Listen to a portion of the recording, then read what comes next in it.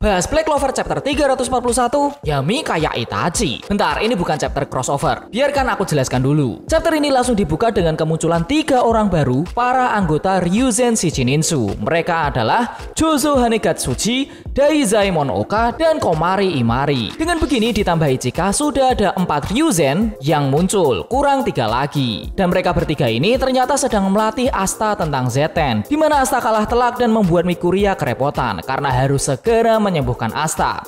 Sebelum kita lanjut, jujur aja ya, aku suka dengan kemunculan Ryuzen ini. Tapi aku merasa kurang puas karena kemunculan mereka ini kayak tiba-tiba banget gitu, nggak ada intro apa-apa. Tahu-tahu muncul aja. Aku berharap ada adegan siluet gitu, terus muncul bareng-bareng, baru mereka melatih Asta dengan baik. Entah apakah Yuki Tabata di sini itu agak terburu-buru atau sengaja begini untuk memberikan porsi lebih ke Ryuzen yang lain. Nah, ayo kita lanjut. Ryuzen yang bernama Imari ini ternyata sangat tertarik dengan rambut Asta yang berbeda. Dan lucunya, Asta menjelaskan bahwa rambut di negaranya ini berwarna-warni, tapi sambil masuk ke dalam mulut ikan koinya Mikuria. Oh, jadi ternyata begini menyembuhkannya tuh. Ya meskipun Libby emang penyembuhannya juga begini ya, cuman aku nggak nyangka aja kalau Asta juga akan begini. Melihat Imari dengan penampilannya yang sangat nyentrik, Jozo ini protes bahwa Imari sama sekali tidak merepresentasikan bagaimana seorang shinobi seharusnya. Imari cuma membalas omongan itu sambil bercanda dan meminta Jozo untuk tidak memikirkan hal seperti ini berlebihan. Karena Imari merasa bahwa orang-orang di negeri Hino itu kurang energik dan dia ingin membuat semua orang seperti dirinya. Lah, aneh banget. Tapi ternyata pakaian Imari yang seksi ini membuat Okada sangat bersemangat. Anjir, ini biksu tapi mesum ya. Lalu Ryuya datang dan berterima kasih kepada para Ryuzen ini. Karena ternyata dialah yang sudah meminta para Ryuzen lainnya untuk melatih Asta. Dan dilihat dari panel ini, sepertinya memang para Ryuzen ini tuh sangat mengagumi dan setia kepada Ryuya. Dan lalu Asta pun melanjutkan latihannya, yang lagi-lagi tidak diperlihatkan bagaimana proses latihannya. Malam pun tiba dan Asta benar-benar kalah dengan sangat telak. Tapi di sini Asta sadar bahwa mereka yang melatih Asta tidak menggunakan Yojutsu sama sekali. Dan mereka hanya menggunakan Zeten. Ditambah masing-masing dari para Ryuzen ini mempunyai gaya bertarung mereka sendiri dengan menggunakan Zeten. Dan Asta pun merasa jengkel karena dia masih belum bisa menggunakan Zeten dengan baik. Asta pun lalu memandangi langit yang berawan dan penasaran bagaimana keadaan teman-temannya yang sekarang berada di kerajaan Clover. Lalu tiba-tiba Ichika ini menghampiri si Asta dan Asta bingung harus memanggil Ichika dengan imbuhan apa. Ichika-san, Ichika-dono, atau Ichika-chan. Dan Asta bertanya berapa umur Ichika untuk memastikan saja karena Asta berumur 18 tahun. Dan ternyata umur Ichika itu adalah 24 tahun. Asta kaget karena dia mengira Ichika itu seumuran dengan Asta.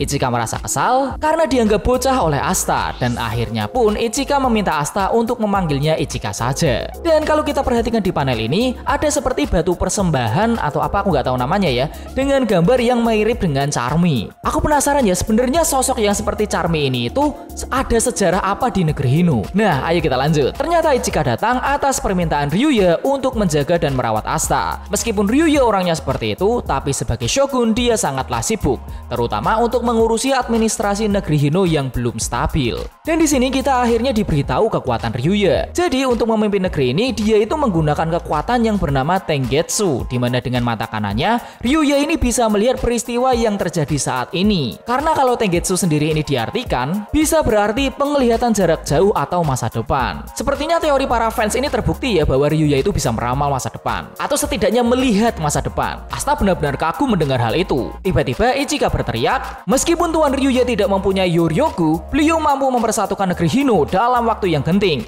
dengan menggunakan kemampuannya melihat masa depan, kebijaksanaan, dan popularitasnya. Orang asing sepertimu mana bisa mengerti? Tuan Ryuya itu benar-benar orang yang luar biasa. Lalu hening. Anjir, adegan ini lucu banget. Aneh ya, Ichika itu orangnya kan tenang, galak, dan ketus. Tapi ketika membicarakan Ryuya, dia bisa tiba-tiba bersemangat seperti ini. Terlihat sekali bahwa dia ini adalah orang yang sangat setia dan mengagumi Ryuya. Dan meskipun Ichika ini tidak menyukai Asta, tapi selama itu adalah perintah Ryuya, dia pasti akan melakukannya. Dan bukan hanya setia karena semata-mata Ryuya adalah seorang shogun, tapi ternyata Ichika juga berhutang budi kepada Ryuya di masa lalu. Karena dulu Ryuya telah menyelamatkan Ichika. Ada cerita apaan nih? Asta lalu berkata bahwa ternyata Ryuya ini mirip dengan Kapten Yami. Bahkan aliran ki dari milik Ichika, Ryuya dan Yami pun mirip. Asta lalu melanjutkan bahwa dia juga berhutang budi kepada Yami karena berkat Yami lah jalan untuk Asta menjadi kaisar sihir mulai terbuka. Meskipun Yami sangat galak, kasar dan seenaknya sendiri, tapi dia adalah kebanggaan Banteng Hitam. Tapi tiba-tiba Ichika berkata, "Cukup, jangan bicarakan lagi tentang orang itu." Asta bingung nih, kenapa? Memangnya kau tidak penasaran tentang keadaan kakakmu?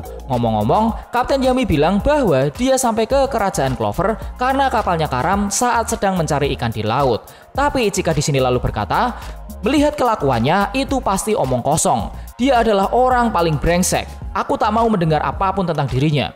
Asta bingung lagi nih, kenapa Ichika berkata seperti itu? Dan Ichika mulai menjawab, orang itu telah membunuh seluruh klan kami. Anjir, men apa-apa nih? Chapter ini lalu ditutup dengan masa lalu Ichika di mana dia sedang bersama Yami di pinggir laut di depan sebuah gerbang tori. Gila.